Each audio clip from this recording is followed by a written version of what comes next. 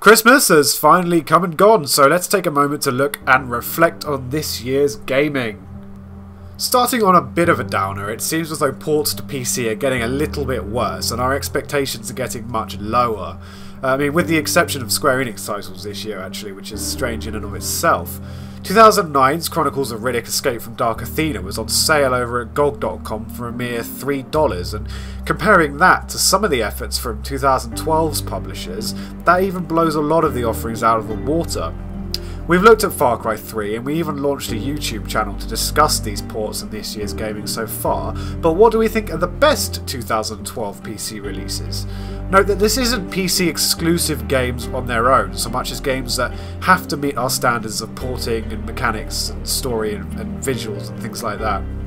So if you're wondering why games like Dark Souls don't appear on the list, well, it's because it launched at 720p and required huge amounts of modding effort to really make the game worth playing. For us as PC gamers, I really think that games should generally work out of the box, and I think that there is some leeway for patching in later, but you know, some releases are just straight ports to PC, and that's not really what we're looking to deal with here.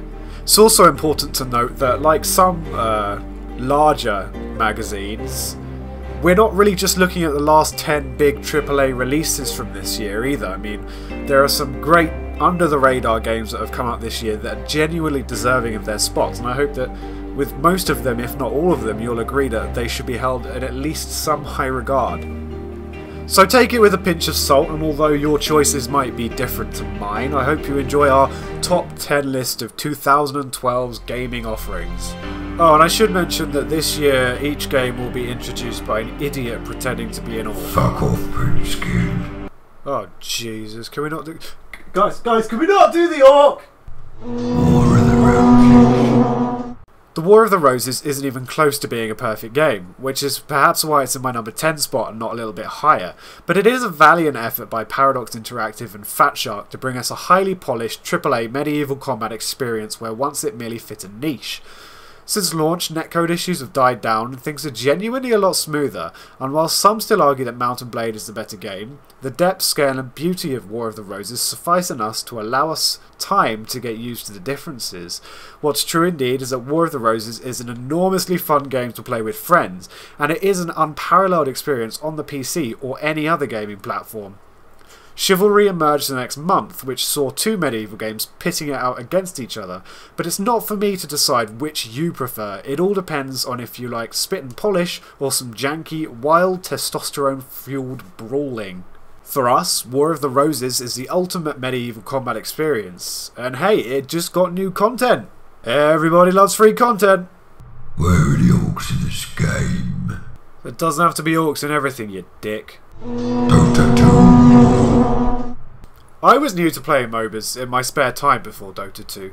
There's something about esports that intimidates me enormously.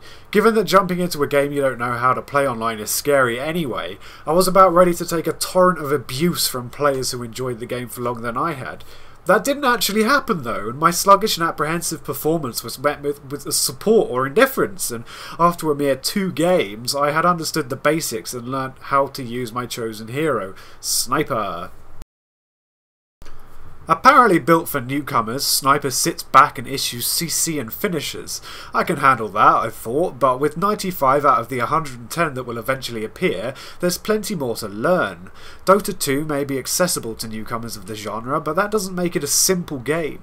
You can argue for hours over the competitive edge between LoL and Dota 2, but the fact of the matter is that they're both enormously different, each to their own and no more than that. You pussy, stand up and fight. Shut up, you gigantic green cretin.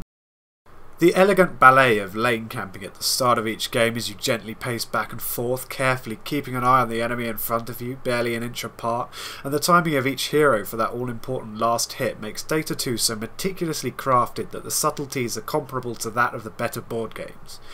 It's a game that looks deceptively simple, but then no one ever claims that when they're losing, do they? XCOM, enemy unknown. For about 2 weeks I woke up every day at 6 AM and jumped on my PC to play XCOM Enemy Unknown. It's not the story, visuals, art style or mechanics or any sense of rose-tinted nostalgia that brought me back to the game. It's the fact that I was managing an underground salvation of humanity as I watched teammates I grew to recognise and love die every time we went into the fray.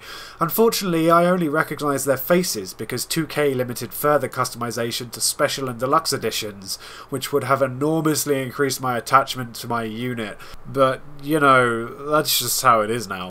XCOM Enemy Unknown is a fantastic game, and that's why it gets my number 8 spot, but it isn't necessarily a fantastic strategy game.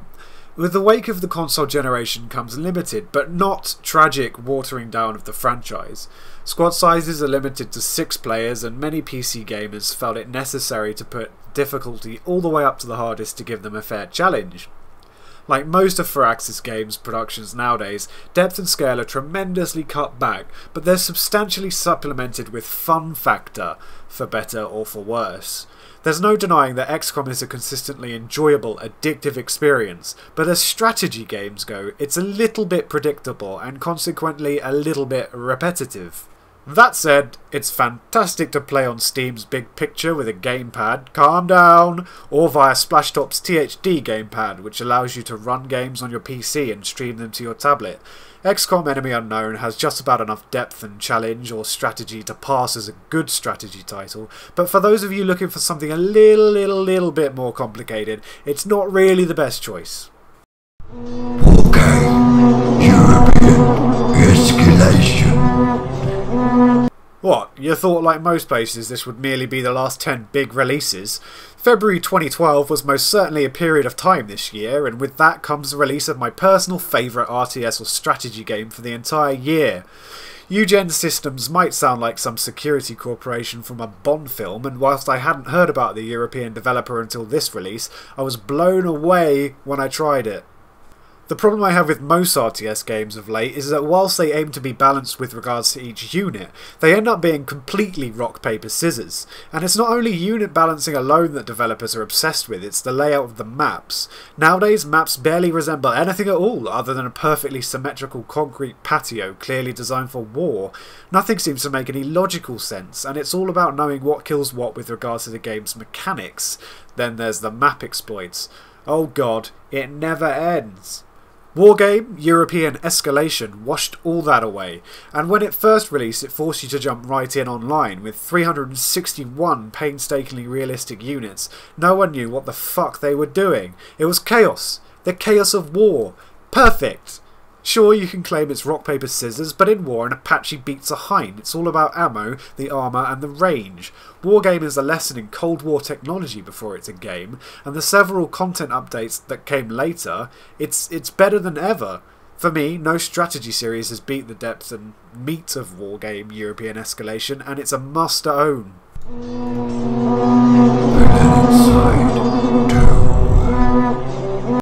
Holy shit. Ever since free-to-play farted its measly way into the industry on the pretext of, oh hey, here's a game for free, and if you like it, you could just give us a couple of bucks to say thank you, which we all know is complete bullshit now, I've been cogently cynical as to the actual intent of companies who implement the system. For some, it's their saving grace, allowing their games to survive on lower subscriber levels and opening up the title to a larger market. There's no real doubt that it saved APB, Star Trek Online, Age of Conan, and, more recently, The Secret World, but it's also been used to unnecessarily reboot franchises such as Theme Park on Android and Age of Empires on PC and consoles. In a nutshell, free-to-play is largely, here's a game, play it until you're addicted, then we'll milk you for cash.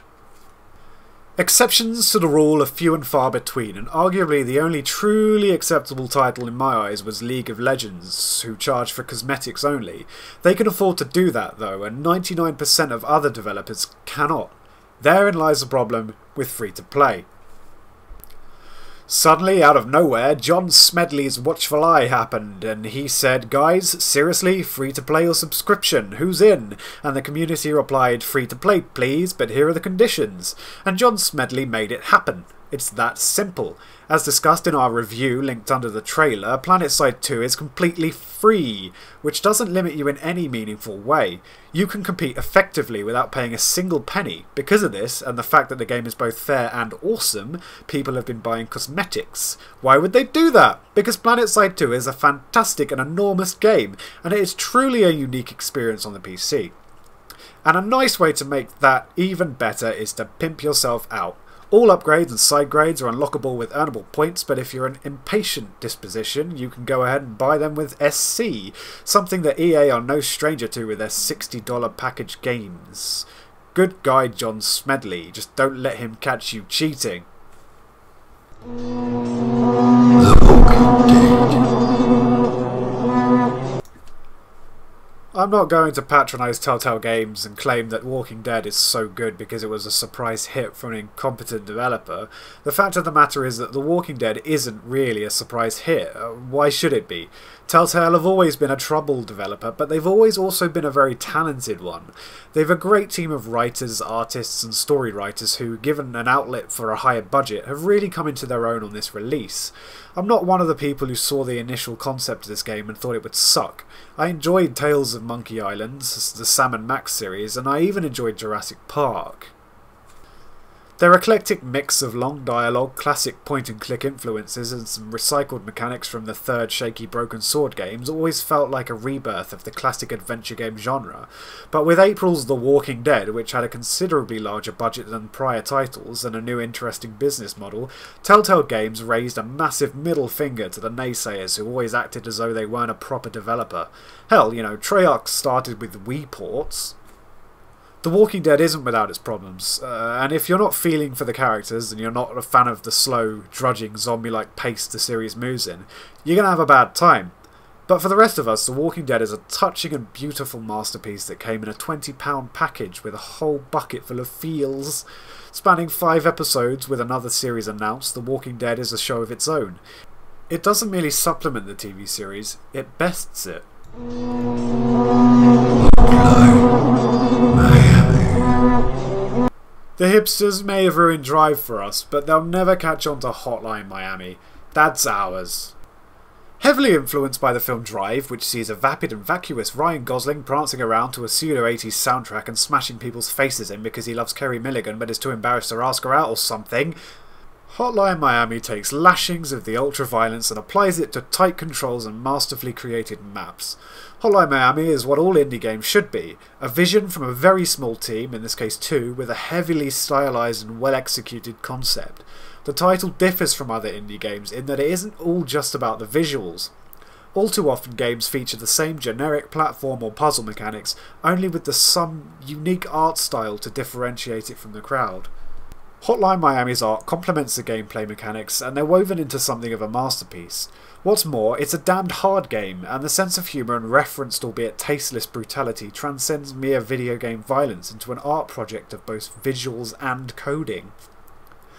From picking your named mask to emptying out the vast various levels of enemies using mostly melee weapons, Hotline Miami is an addictive, consistently good experience that, for me, sets a new benchmark for small indie teams. I'm not saying that no indie game matches Hotline Miami for style and substance, only that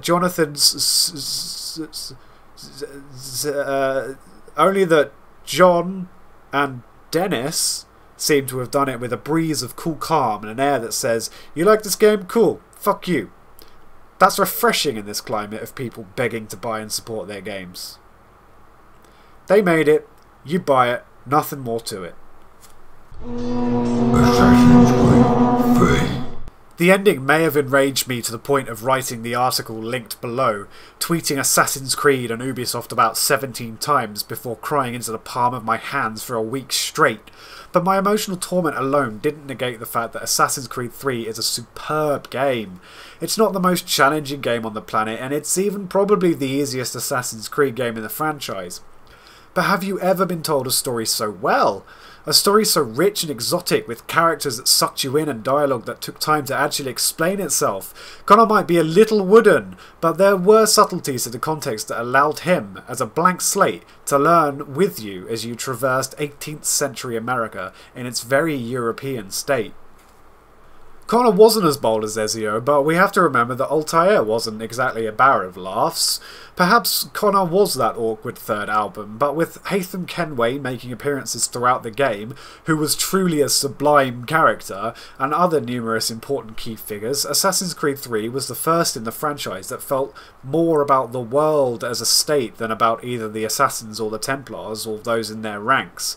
Ubisoft Montreal tackled the political climate with a keen eye for detail, and whilst there are those who jest that Assassin's Creed 3 is all about America, I have to wonder if they've even played it. In the end, all the political leaders are stripped of their glory and grandeur, and while we finally see that every silly man on a horse is just as corrupt as the last, Connor wasn't fighting for America. He was fighting firstly for his own people, ending in a total and complete apathy. That's kind of the opposite of patriotism.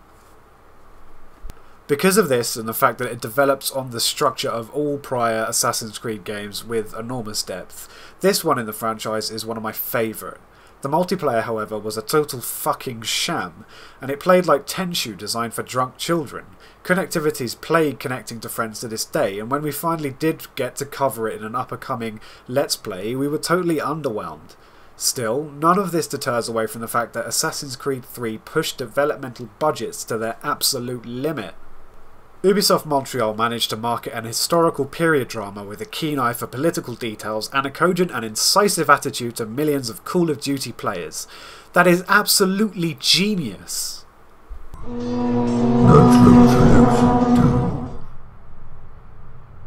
If you're like Eric Nayer, who can't be bothered to properly play a complicated indie FPS for whatever reason, then you probably won't enjoy Natural Selection 2.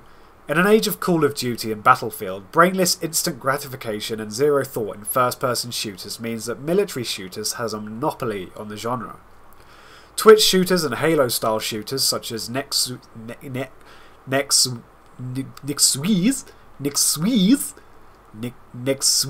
and Section 8 have all tried and failed, but none have managed to deter attention away from those promotions and XP rewards that keep us coming back. We live in a world where an FPS is an investment like an MMO, and progression aims to pin down players and keep them buying DLC. It's like the genre is a mere vessel for the sale of DLC now, and the problem is that everyone is totally okay with that. There are games like Red Orchestra 2, Counter-Strike Go and Natural Selection 2, unapologetically old school in nature, entirely badass in practice. NS2 isn't just balanced gun to gun, it's balanced gun to massive fucking oversized alien teeth. That's right, NS2 is a Marine versus Alien game, and each team's efforts are conducted by one commander, who issues orders to the entire team over the in-game comms system. It's RTS meets Alien, at least for one very responsible guy. Natural Selection 2 is a game with a learning curve, and because of that it's enormously rewarding. When do I use the Gorge? When shall I use the Fade? How do I maximise the use of a Skulk? What's the quickest path to this location? Where are the entrances to the vents? When shall I use a shotgun over an assault rifle? Can I ask for ammo from the commander, or shall I head back to the munitions hub? You learn, you cooperate, you win. Natural Selection 2 isn't high on my list just as a rebuttal of the success of Call of Duty. It is simply, in my opinion, the better game. It's thoughtful, rewarding, enormously fun and incredibly social. When was the last time you heard someone directly refer to you by name or ask you to do something and then congratulate you on a job well done? Natural Selection 2 feels a bit like a VIP gentleman's club where everyone has something in common, a hatred for brainless shooters. Not to mention the fact that the game features a tailor-made engine built for the title from the ground up, and about 10 years development time since the original mod for Half-Life came out. It's a beautiful indie development that pushes the limits of the budget, and retailing at $18.99 stands as proof that high-quality gaming with substance doesn't come in a £55 box. Hopefully, many developers will follow suit. Now, as an addendum, I should point out that the community isn't elitist, and whilst everyone's happy that they have something to play with substance, that doesn't mean that everyone's acting like an arsehole. This game requires proper cooperation, and with that comes respect and real teamwork. What are you, fucking Leonard Cohen? Do it properly. Sorry, boss. Slinging jokes. That's better. As console ports go, Sleeping Dogs is the best. Ever! Okay, it actually might not be the best ever since it required download of a high-resolution texture pack, but once you grab that, you were rewarded with a lush and vibrant Hong Kong cityscape to enjoy. Actually, come to think of it, the controls on PC before being patched didn't work too great either. I suppose Sleeping Dogs isn't the best port to PC, but it still looks better than, and performs better than, any other port to PC this year in my opinion. As someone who's happy to use gamepads if the mouse and keyboard isn't working out, I leapt into this title with fairly low expectations. But I wholly admit that I was wrong on too many levels to think that this title would be anything but brilliant. Don't get me wrong, this isn't my game of the year merely because it looks pretty. Sleeping Dogs crams more game mechanics into any one game that I've ever seen before. It has lockpicking, car hopping, a full Arkham City style combat system, minigames, racing, executions on various environmental assets, weapons, guns, the ability to sneak out drug busts, cons, tricks, side quests, main quests, and all other manner of ways to entertain yourself in Hong Kong. Whilst I jested at the fact that Sleeping Dogs didn't work great with a mouse and keyboard, it's important to note that it never will. Neither does Assassin's Creed 3. It's just not that style of game. Sleeping Dogs is largely a brawler and a driving game, and a fantastic one at that. The voice acting, characters and story were all sublime, and it was totally up to you whether your heart was in the Triad or the Hong Kong police force. Sleeping Dogs had you betraying friends, befriending enemies, and fighting for your causes based on false pretenses, whilst the lines between fiction and reality grew increasingly blurred. I got lost for weeks in Hong Kong, and whilst the main story was fairly short-lived, there's always something to do. The most important thing about Sleeping Dogs compared to other GTA clones is, what a horrible term, is your hands-on approach to everything, literally. Hong Kong, as they point out in the game, as an ostensible reference to GTA, isn't America. There aren't guns everywhere. And because of that, you felt somewhat more innocent than other games of that type. You couldn't just get out of your car and start shooting everything up automatically, because you rarely even had a gun. Police thus became a real controlling power, and more than a mere annoyance. Spotted breaking the law, the police would tackle you and try to arrest you as you could flip them round and handcuff them, running off. You aren't an indestructible killing machine in Sleeping Dogs. You're just a sentimental guy lost in a world of lies and espionage. It was a human story that redefined the genre for me, and as far as I'm concerned, Grand Theft Auto has a lot to learn about rebalancing the protagonist in the environment. Sleeping Dogs offered, to me at least, the same level of immersion as any decent RPG, and although I couldn't relate to Wei Shen in any meaningful way, he somehow felt close to me, and I learned to empathise with him. A very strange, visceral experience, but one that I immensely enjoyed, and a fantastic game. Stop rambling and wrap it up. Yeah, alright, Jesus Christ. Thus concludes the PCGmedia Top 10 PC Games of 2012, and whilst you will inevitably question some of my personal choices, I've tried to pick games as objectively as possible, although clearly I immensely enjoyed some. I have chosen 10 games that excel at substantial genre-redefining gameplay with decent mechanics and an art style that supplements the gameplay rather than merely makes up for it. You might ask me why games like Far Cry 3 or Call of Duty Black Ops 2 aren't in the list, and my reason is simple. $60 games designed for everyone often lose substance. Whilst they remain fun, they aren't really as substantial experiences as some of the smaller games this year. With the exception of Assassin's Creed and Sleeping Dogs, two games that appeal to everyone. We're often offered watered-down experiences that take 4 steps mechanically backwards and show the age of the current console generation cycle. Gaming is about gameplay, and if you've got an overbearing HUD or linear and basic mechanics to lessen the chance of failure, then your game might be fun, but it isn't as substantial as I'd like. How does Assassin's Creed 3 qualify then? Well, the combat in Assassin's Creed 3 is mechanically substantial, and the game is designed to tell a story. Some have considered it an interactive movie instead of a game, but I don't really adhere to that philosophy.